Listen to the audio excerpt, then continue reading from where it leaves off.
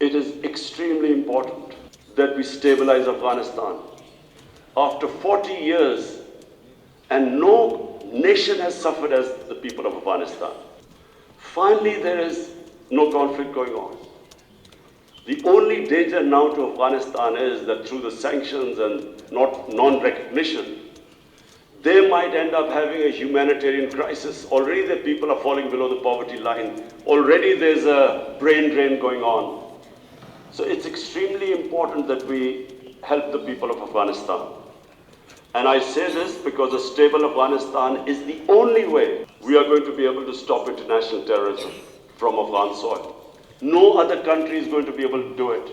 Let's not be delusional that some other country will come in and sort of through drones or something fight terrorism. It's not going to happen.